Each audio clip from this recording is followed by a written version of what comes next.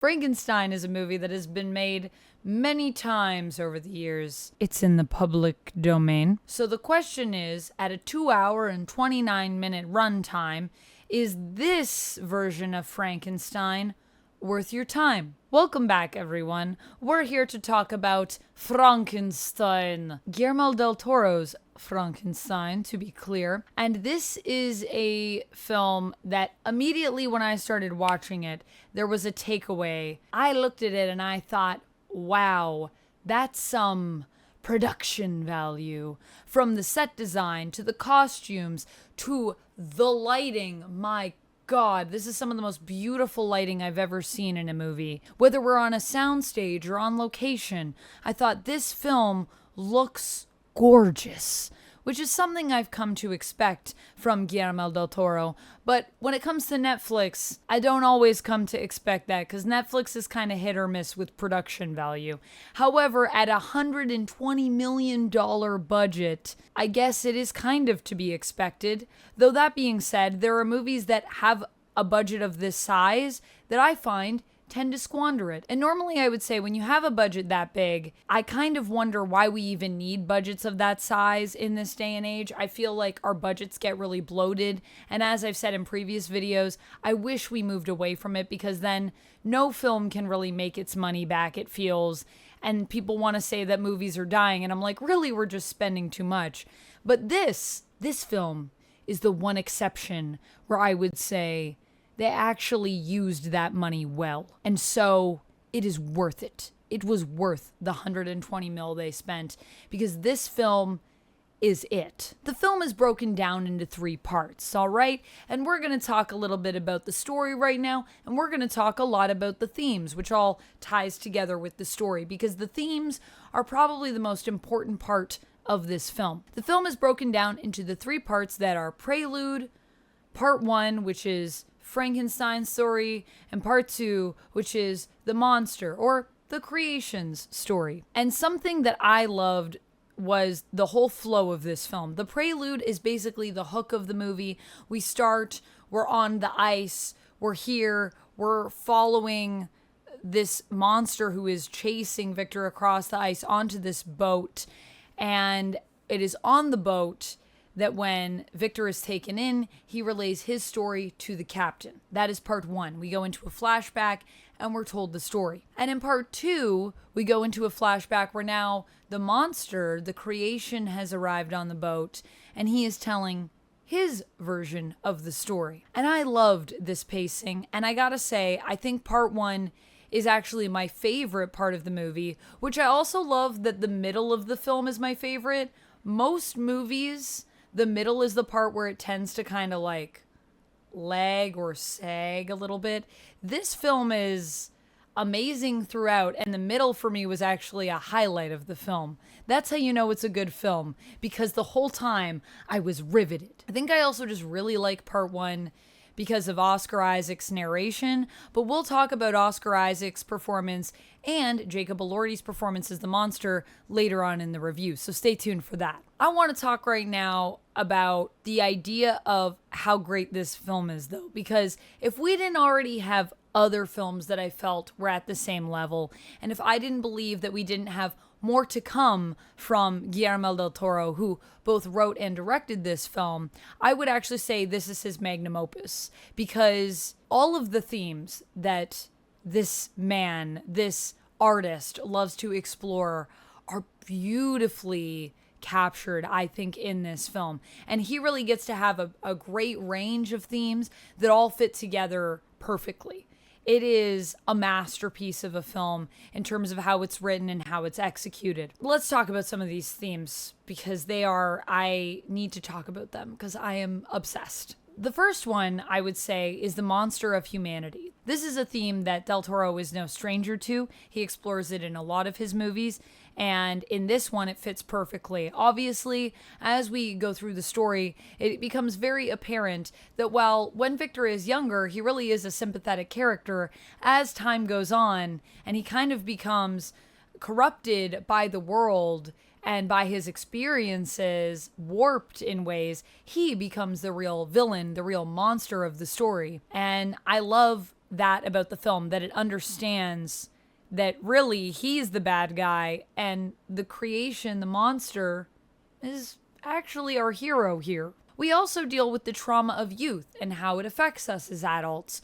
And obviously, that is Victor's story here, where Victor, when he is young, is actually quite a sweet boy, but in being mistreated by his father and in his inability to process the grief over the loss of his mother, he ends up becoming warped into someone who is hell-bent on conquering death for the sake of conquering death, to basically prove his father wrong, to be better than his dad. And it also explores this idea of how fear can turn us into monsters, because really it's the loss of his mom that he's not able to process, and his fear surrounding that loss, his fear surrounding the way his father treats him, and in the potential idea either his dad let his mom die or his dad wasn't good enough of a doctor to save his mother, that turns him into what he becomes. And alongside that, early on in the film, we're exploring the violence of life and of death. When his mother is about to go into labor, she starts bleeding. There's also obviously a lot of red in this film. I love the red. There's reds and there's greens, and the color scheme is just delicious, to be honest with you. The violence in the film is it's kind of eerily beautiful at times, but it's also very blunt and very brutal and intense. And I love that Guillermo del Toro is not a director that ever shies away from the darkness in his stories. Right off the bat, we're thrown into it where in the prelude, as the creature is coming across the ice and he is dealing with the staff of this ship, the workmen on the ship, he is throwing people around and just brutally destroying these people to get to Victor. And there is a scene that will play again and again in my mind, and it's the moment when Victor realizes that in setting his laboratory on fire, he is destroying his creation, which is what he set out to do. But there's a part of him that just is like, wait, what am I doing? I'm destroying this life that I created. This is, one, my life's work, and two, this is a living being. I have to go back. And so he runs to go back, and then an explosion pushes him backwards, and he smashes into this like rock, and his leg just becomes instantly mangled. It is grotesque, and yet in the grotesque nature of violence, there's also something kind of calming about it, because it is the natural order of things to die. We live and we are created and we are destroyed, and that is the nature of life. So it's very strange about how sometimes in the violence there can be this calm sensation with it. It's like death gives life meaning, and that is also a huge theme in the film. There's also the idea of how when Victor realizes what he has created and realizes that he has made something that goes against the natural order, and in being unable to understand it, obviously through the fear of it, he just wants to destroy it. There's something about that too, where he comes to realize his mistakes only too late. I like that Victor also doesn't agree to make the bride in this version of the story. I believe in the book, and I've only read a summary of it. I haven't actually read Frankenstein. Although the cool thing about this movie is that it actually makes me want to read the book, so I probably will go back and do that. But in the book, Victor agrees to make the bride. I think he's kind of like pushed into it, but he agrees to make the bride, and then at the last minute, he ultimately decides, what am I doing? I can't do this. And so he destroys the bride before it can come to life. Whereas in this version of the story, his creation asks him to make a companion for him, and he refuses. He says, no, I'm not doing that. I already made you and it didn't turn out well, so I'm not going to do that. Also, there is the question of reproduction, which also comes from the original book. And I love that this version of Victor is at least has the foresight at this point to see that, like, that's a bad choice all in all. And I love that we don't get to a place where he's about to make it and then destroys it, because this story is already tragic enough, to be honest with you. I don't think I could take the loss of that for our poor creation here, our poor monster. There is a beauty within this monstrous creature, which also echoes back to many films that Guillermo del Toro has done. I think of the creations in Pan's Labyrinth. I think of some of the horrifying and yet hauntingly beautiful elements in Cronus as well. Yeah, there's something about the way that he sees monsters that's really unique, I think. And in this film, he really explores the humanity of this monster. It also makes me think of Hellboy and The Shape of Water. He just has a way of bringing out the humanity in these creatures to the point that they become more human than any of the humans in the movie. And that is the journey that we get to go on when the monster gets to tell his side of the tale, and we get to see how he is this creature who's just come into life, who doesn't understand the world, and he experiences the pain and trauma of everything. And through that, he learns about humanity. He learns what it means to be human, and he actually becomes, I would say, more human than Victor ever was. The other thing about this story is that it talks a lot about the responsibility of the creation of life. And the thing with Victor is that he was so focused on this idea of defeating death that he didn't think about what it meant to really create life and be responsible for it. So he's not prepared when he creates his son to care for him. And he doesn't see him as a son. He sees him as not even a being. He sees him as an it. He refers to the creature as it, as though it's not human, which is so sad and so tragic. And it really is, I think, a warning tale as well to this idea of how, when you want to create life, you should be prepared for everything that entails. Not even just life. I think this story is also talking about the cost of progress. A lot of the times as humans, I think this is especially true in 2025, but I think historically it's always been true of us. We tend to be more focused on advancement and evolution and moving towards progress and getting there, as opposed to thinking about what it will cost us to get there, and if what we're doing is worth the cost, and what does it mean when we get there, and should we even be doing this thing? AI, I'm looking at you. And I think this story examines that concept, and I love that it ends with a hopeful note on that, where our captain, who we're introduced to in the prelude, who rescues Victor and takes him onto the ship and refuses to give him up, even when his crew is threatened and attacked. He refuses to give Victor up to this monster. He, in learning of Victor's story and then learning later of the monster's story, learns a lesson that he is on this journey to get to the North Pole, and his men would like to go home, but they're forced to follow the captain's orders, obviously. The captain also has already succumbed to frostbite. We kind of see at the beginning of the film where he's rubbing his foot. He's very clearly already gotten frostbite. There's already been a cost to this journey. And yet he's so focused on his mission, he's not thinking about the costs. He's not thinking about the, should I be doing this? And in the end, he learns from the story and decides to turn around and go home for his men and for himself. And I love that. I love that at the end of this story, despite it being such a tragic tale, we find a way to this kind of optimistic, hopeful, even joyful place. We finish with this beautiful shot of the creature out on the ice, going out into the world, and the sun rising and the light warming his face, which is also kind of beautiful because it feels like we've come full circle to his birth, where when he first awoke his creator, when he awakes Victor, the sun is coming up and Victor shows him the sunlight and tries to tell him, this is the sun, it's good, it gives us life, it's energy, it's warmth, it's all of these beautiful things. And the only reason that we get to that place is because in the end, Victor and the monster choose to forgive one another. Victor realizes that this whole time, his creature hasn't been pursuing him necessarily to cause him pain. In fact, it's very haunting how this moment also is juxtaposed with only a little bit earlier in the film when the creature is pursuing Frankenstein, and he says to him, why is it that the only time you listen to me is when I cause you pain? He has to cause Victor pain to get him to stop and just pay attention to him.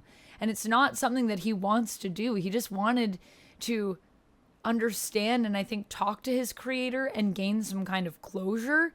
And yet they end up in this war against each other because they're locked in this place of hatred, this place of aggression, that one is kind of goading the other, which goads the other. And it's like a cycle of violence, like the violence that Victor experienced when he was young from his father. It's all about these cycles of violence and how we get caught in it.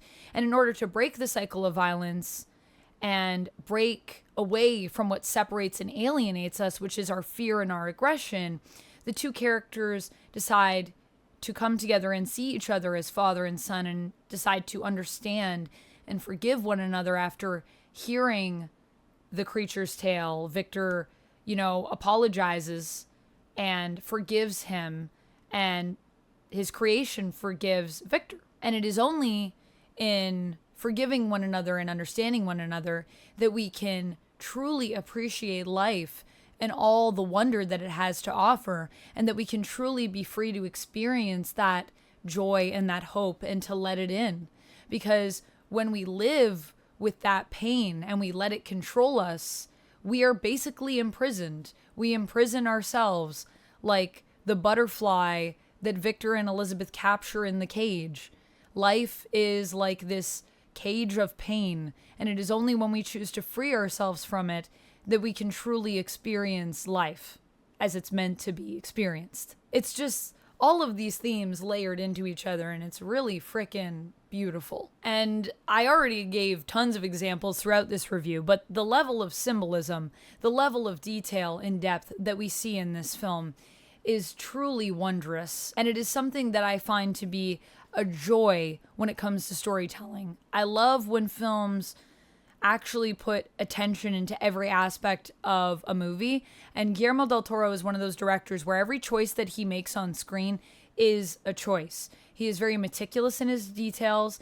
And it's not just him. He has a team of people that he works with regularly. He tends to work with the same people. He finds his people and he sticks with them because they are all committed to telling the story as a group.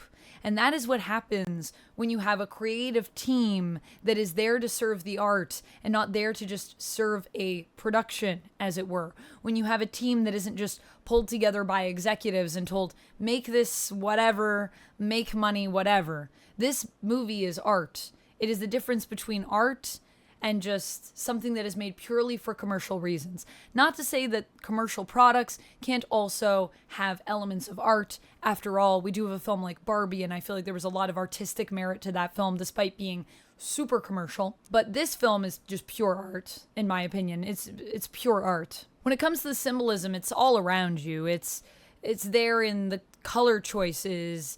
It's there in the imagery that we see. It's in the milk that Victor drinks throughout the entire movie. This man is always drinking milk, let me tell you. And while some people see that more of a representation of an Oedipal obsession, that Victor has with his mom because his mom died, I actually see it more as a reflection of his obsession with life. Milk is what we drink when we come into the world. It is a source of life. And Victor is seeking to control life, to be the master of it, to defeat death.